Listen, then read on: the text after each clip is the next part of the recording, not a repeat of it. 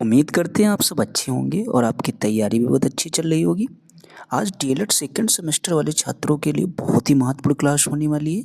एक ऐसी क्लास जिसको आप अगर पूरी तरीके से देखेंगे लास्ट तक तो आपकी आसानी से यहाँ से 5 से 10 नंबर के बीच में आप आसानी से अपने इंग्लिश के पेपर में ला सकते हैं। क्योंकि डीएलएड पेपर का रिकॉर्ड रहता है कि अपने प्रीवियस ईयर पेपर को वो हर बार रिपीट करता है।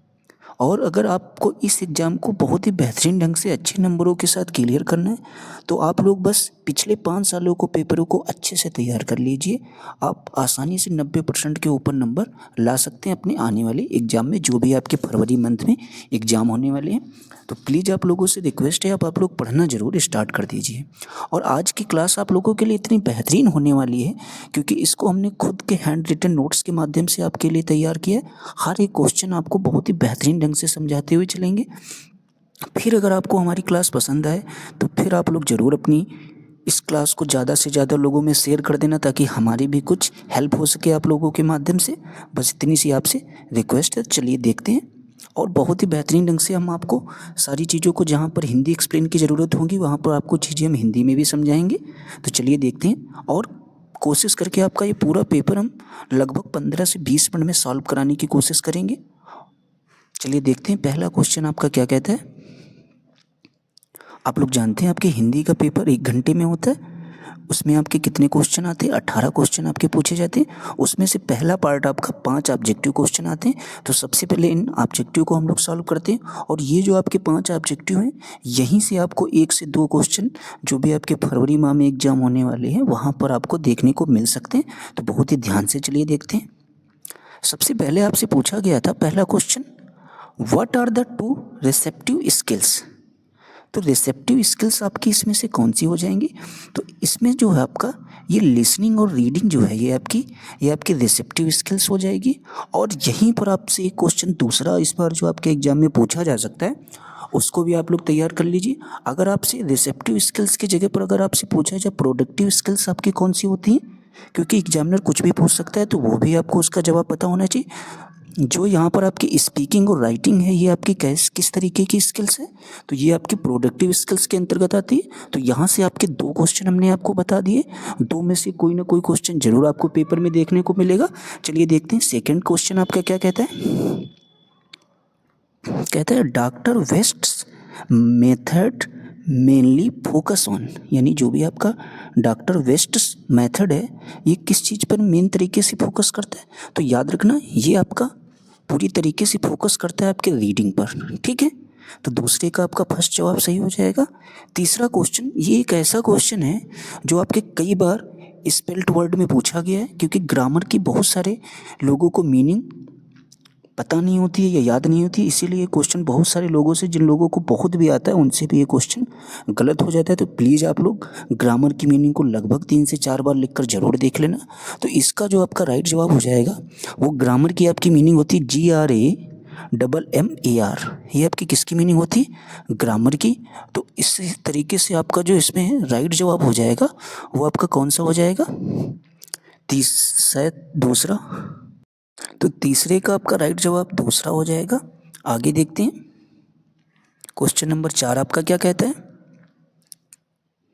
आपसे पूछा गया है what is the correct sentence structure of English, यानी जो एक सही तरीका होता है इंग्लिश सेंटेंस के लिखने का वो आपका क्या होता है? तो याद रखना है सबसे पहले किसी भी सेंटेंस को बनाने के लिए हमको ज़रूरत पड़ेगी सब्जेक्ट की, उसके बाद में वर्ब की, फिर उसके बाद में ऑब्जेक्ट की। यही एक सीरियल होता है आपके किसी भी सेंटेंस को बनाने का। ठीक है, तो इसका भी आप लोग अच्छे से समझ गए होंगे। चौथे का आपका राइट जवाब तीसरा हो जाएगा। फिर आपसे 5 नंबर क्वेश्चन पूछा गया था write a sentence to show exclamation, यानी एक्सक्लेमेटरी सेंटेंस आपका इसमें कौन सा वाक्य शो कर रहा है? तो याद रखना इसमें आपका ये हाउ स्वीट इज पायल, ये जो है आपका पूरी तरीके से सही सेंटेंस है एक्सक्लेमेशन के हिसाब से। तो आपका 5वें का राइट जवाब दूसरा हो जाएगा। आगे देखते हैं। फिर आपसे पूछा गया था point out the adjective in the following sentence, यानी जो भी आपका ये सेंटेंस दे रखा है इसमें आपको एडजेक्टिव बताना था, कौन सा शब्द आपका एडजेक्टिव है। तो याद रखना एडजेक्टिव का मतलब ये होता है जो किसी चीज़ की विशेषता बताता हो। ठीक है, विशेषण। तो याद रखना इसमें जो आपका ये हो जाएगा गॉर्जियस का मतलब आपका होता है भव्य या शानदार, ये आपका किसी चीज़ की विशेषता बताता है, तो इसीलिए आपका इसमें से यही सही हो जाएगा। तो इसको आपको अलग साइड में लिख देना चाहिए था। 6 का जो भी आपका आंसर नंबर 6 डालते उसके नीचे आप लिख देते एडजेक्टिव और इसके एरो का निशान लगाकर आप लोग लिख देते गॉर्जियस। ठीक है, आगे देखते हैं 7 number question. Fill in the blanks with the suitable आपका आर्टिकल। तो एक क्वेश्चन आपका आर्टिकल से देखने को मिलेगा और एक आपका एडजेक्टिव से। तो यहाँ पर सूटेबल आर्टिकल आपका, यहाँ पर बहुत सारे लोगों को कन्फ्यूजन होगा, क्योंकि आप लोग देखेंगे, आप लोगों ने नियम पढ़ा है ए ई आई ओ यू, इनके साथ में हम लोग एन का प्रयोग करते हैं, लेकिन अगर आप उच्चारण की दृष्टि से देखेंगे तो यहाँ पर वा निकलेगा, तो वा के साथ हम लोग ए का प्रयोग करते हैं। ठीक है, तो I have uh 1 rupee note, यही आपका सबसे सही हो जाएगा आर्टिकल। आगे देखते हैं,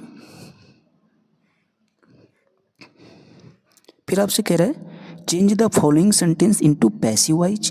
कह रहा है द टीचर प्रेज्ड हिम, इसको आपको पैसिव वॉइस बनाना है। तो देखिए किस तरीके से इसका हम लोग पैसिव वॉइस बनाएंगे। तो देखिए इसमें आपका ए ऑप्शन सही था। पैसिव वॉइस इसका हम लोग बनाएंगे he was praised by the teacher, ये किसका क्या हो जाएगा, इसका पैसिव वॉइस हो जाएगा। आगे देखते हैं 9 नंबर क्वेश्चन।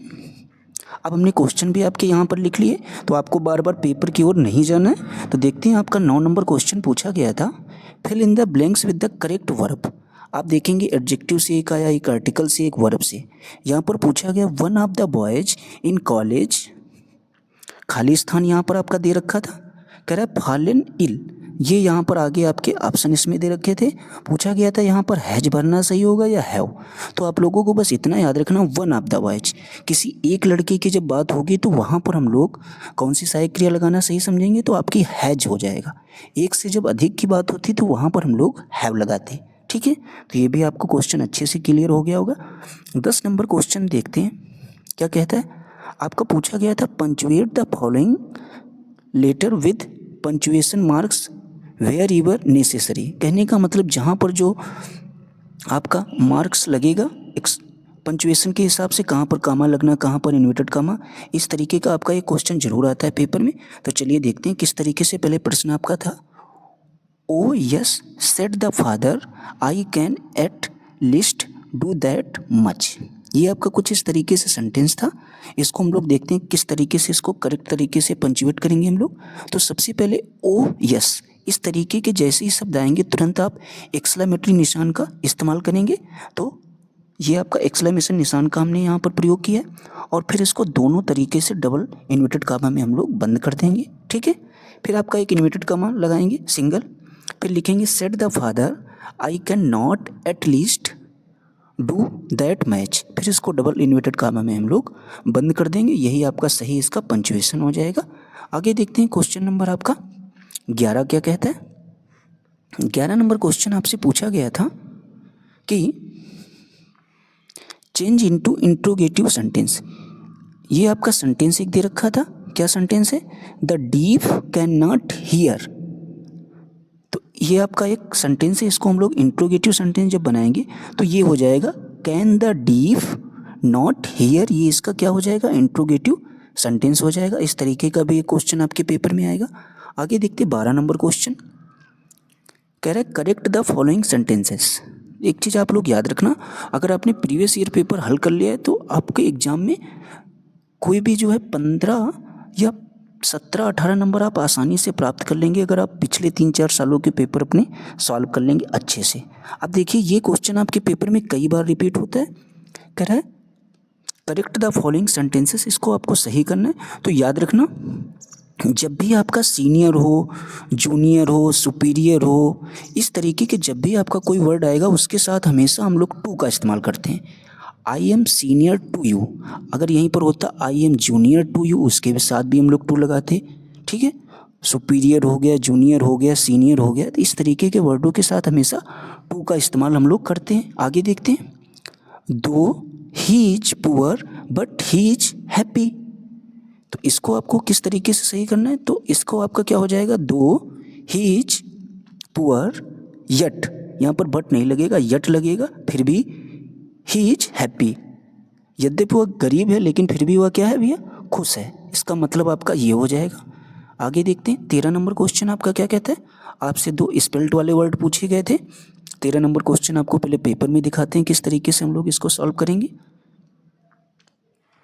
फिर अब यहाँ से पूछा गया था complete the spellings of the following words.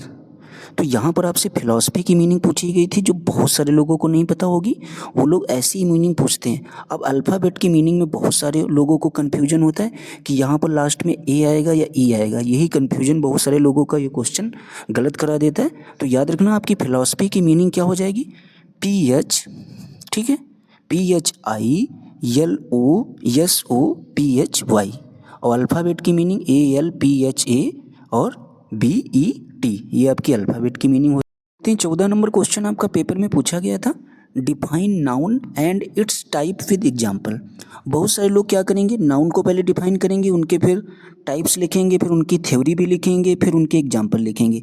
लेकिन आप लोग जानते हैं आपके पास 1 घंटा समय होता है, समय ज़्यादा है नहीं, तो आपसे जो पूछा गया आपको वही लिखना है। बोल रहा है डिफाइन नाउन, पहले आपको नाउन की डिफिनीशन लिख देनी है, फिर इट्स टाइप, फिर उनके जितने भी टाइप हैं वो लिखना है और विद एग्जाम्पल के साथ। तो चलिए देखते हैं इसको, हम लोग जो भी हमने लिखा है उसको हम लोग समझते हैं। 14 नंबर क्वेश्चन आपका, सबसे पहले नाउन की डेफिनेशन आप लोग लिखेंगे। Noun is the name of the person, place और थिंग्स, बस इतना सा लिख देंगे। आगे देखते हैं नाउन के टाइप। आपके फर्स्ट टाइप जो होता है वो आपका होता है कॉमन नाउन, ठीक है, इसमें बस आप इसके एग्जाम्पल लिख दीजिए। कॉमन नाउन मतलब बॉय, गर्ल, सिटी, बुक, ये सब आपके क्या है, कॉमन नाउन हो जाएंगे। फिर आपसे प्रॉपर नाउन, प्रॉपर नाउन का मतलब अनिल, गीता, नाम किसी का, ठीक है। फिर आपसे कलेक्टिव नाउन, ठीक है, कलेक्टिव नाउन का मतलब क्या हो जाएगा, क्लास हो जाएगा जिसमें सारे लोग रहते हैं, कलेक्ट करके टीम हो जाएगी आप कि, ठीक है। फिर आपसे मटेरियल नाउन, मटेरियल नाउन में आपका आयरन हो जाएगा, ग्लास हो जाएगा, वुड हो जाएगी यानी लकड़ी वगैरह, ठीक है। आगे देखते हैं एब्स्ट्रैक्ट नाउन आपका कौन सा हो जाएगा, तो आपका ईमानदारी हो जाएगी, बहादुरी, ये आपके क्या है, एब्स्ट्रैक्ट नाउन के एग्जाम्पल हो जाएंगे। बस आपको इतने ही लिखना था, आप आसानी से यहाँ से 2 नंबर अपने एग्जाम में प्राप्त कर सकते हैं। 15 नंबर क्वेश्चन देखते हैं आपसे क्या पूछा गया था।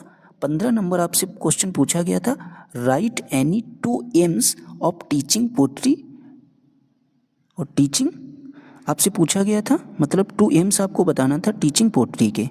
तो देखते हैं कौन कौन से इसके 2 एम्स हो जाएंगे। तो सबसे पहला आपका हो जाएगा पावर ऑफ इमेजिनेशन, यही आपको फर्स्ट लिख देना है, पावर ऑफ इमेजिनेशन। दूसरा आपका क्या हो जाएगा, एम ऑफ टीचिंग पोट्री का दूसरा आपका हो जाएगा rhyme and style of the poem. बस आप 2 ही आपको टीचिंग एम पोट्री के लिखने थे, आप यही दोनों से आप आसानी से 2 नंबर प्राप्त कर सकते हैं, ठीक है। आगे देखते हैं, जितना आपसे क्वेश्चन पूछा जाएगा आपको उसका जवाब उतना ही देना है, ज़्यादा लिखने की कोशिश ना करना क्योंकि समय आपके पास बहुत ही सीमित होता है। क्वेश्चन नंबर 16 देखते हैं आपसे क्या पूछा गया था पेपर। सबसे पहले देखते हैं पेपर में कौन सा क्वेश्चन 16 था। सबसे पहले आपसे 16 नंबर क्वेश्चन में पूछा गया था राइट, क्या पूछा गया, right a short note on bilingual method. Short note आपको किसके ऊपर लिखना है, बाइलिंगुअल मेथड के ऊपर। तो चलिए देखते हैं, हमने बहुत ही शॉर्ट में लिखा हुआ है आपके लिए, जितना आपके लिए ज़रूरी है आपको आसानी से उससे 2 नंबर प्राप्त हो सकते हैं। तो चलिए देखते हैं बाइलिंगुअल मेथड के बारे में आपको कितनी सारी बातें लिखनी है, जो इम्पोर्टेंट है उन्हीं को लिखना है। सबसे पहला आपको यही लिखना है, bilingual method emphasis on development of skills of language. फिर आपको लिखना है listening, speaking, reading and writing, ठीक है। बाइलिंगुअल मेथड में बस आपको इतना ही लिखना है, ज़्यादा चीज़ें नहीं लिखनी। अगर आपको 1-2 लाइनें और याद हो जाती हैं तो और भी आप लिख सकते हैं अगर आपके पास समय बचा हुआ है, वरना इतना ही आपके लिए काफ़ी हो जाएगा। बस क्या लिखना है, bilingual method emphasis on development of skills of language, listening, speaking, reading and writing, ठीक है। आगे देखते हैं क्वेश्चन नंबर आपसे 17 क्या पूछा गया था। हाँ, यहाँ पर ये क्वेश्चन आपके लिए काफ़ी फायदेमंद साबित होंगे क्योंकि आप अगर यहाँ पर करेक्ट सीधा सा यहाँ पर जो भी खाली स्थानीय चीज़ों को भर देंगे तो आप आसानी से 1 नंबर प्राप्त कर सकते हैं। थ्योरी में थोड़ा नंबर पाने में समस्या भी हो सकती है क्योंकि अगर आप अच्छे से भी लिख देंगे फिर भी एग्जामिनर का 1 से 1.5 ही नंबर देता है। तो यहाँ पर देखते हैं पूछा गया he can not Khalistan my offer, इन दोनों में से सबसे सूटेबल आपके लिए कौन सा होगा। तो याद रखना ये EXCEPT वाला नहीं होगा, ये वाला एक्सेप्ट, एक्सेप्ट का मतलब स्वीकार करना। तो he can not accept my offer, वह मेरा ऑफर स्वीकार नहीं कर सका, ठीक है। तो यहाँ पर आप लोग क्या भरेंगे, एक्सेप्ट ACCEPT वाला, ठीक है। आगे देखते हैं, फिर आपसे पूछ रहे डू नॉट वॉक, वह नहीं चल सका, फुटेड किसकी वजह से नहीं चल सका, बियर, बियर का मतलब यहाँ पर कोई नहीं होता है, तो बियर का मतलब आप लोग याद रखना नंगे पैर, बेयर का मतलब नंगे पैर, तो डू नॉट वॉक वह नहीं चल सका नंगे पैर, ठीक है। तो यहाँ पर BARE यहाँ पर सबसे सूटेबल हो जाएगा आपके लिए भरना, ठीक है। तो ये दोनों आप समझ गए होंगे, फिल इन द ब्लैंक्स। आगे देखते हैं, कह रहा है आपसे right one word of the following expressions, यानी जो ये दो बातें कह रही हैं इनका कोई एक वर्ड आपको लिखना है। जैसे वन वर्ड सब्स्टिट्यूशन आपसे पूछे जाते हैं, तो यहाँ पर पूछ रहा है आ गैदरिंग ऑफ स्पेक्टेटर्स और लिसनर्स एट अ परफॉर्मेंस, तो ऐसे को लिए एक शब्द जो आपका सबसे उचित हो जाएगा वो आपका हो जाएगा ऑडियंस। क्या हो जाएगा, ऑडियंस। फिर आपसे पूछ रहा है the science of vegetable life, इसको हम लोग बोलते हैं ओलरी कल्चर। दोनों के आंसर आप देख लेते हैं जो भी हमने लिखे हुए, तो देखते हैं। अ गैदरिंग ऑफ स्पेक्टेटर्स और लिसनर्स एट अ परफॉर्मेंस, उसको हम लोग ऑडियंस बोलते हैं। फिर कह रहा है the science of vegetable life, उसको हम लोग ओलरी कल्चर बोलते हैं, ठीक है। यही आपके 18 क्वेश्चन आपके 2022 इंग्लिश के एग्ज़ाम में पूछे गए थे, वो हमने सारे आपको बता दिए, और कोशिश करके हमने चीज़ों को बहुत ही अच्छे से आप लोगों के लिए लिख कर लाए थे, ताकि आप लोग आसानी से इन चीज़ों को समझ सकें और आपका आने वाला एग्ज़ाम अच्छा हो सके। इसी तरीके के हम आपको ढेर सारे सॉल्यूशन प्रीवियस ईयर के पेपर प्रोवाइड कराएंगे। तो प्लीज़ आप लोगों से बस इतनी ही रिक्वेस्ट है कि वीडियोज़ को ज़्यादा से ज़्यादा लोगों में शेयर ज़रूर कर देना, और आप लोग चैनल को लाइक और सब्सक्राइब भी कर लेना। Thanks for watching.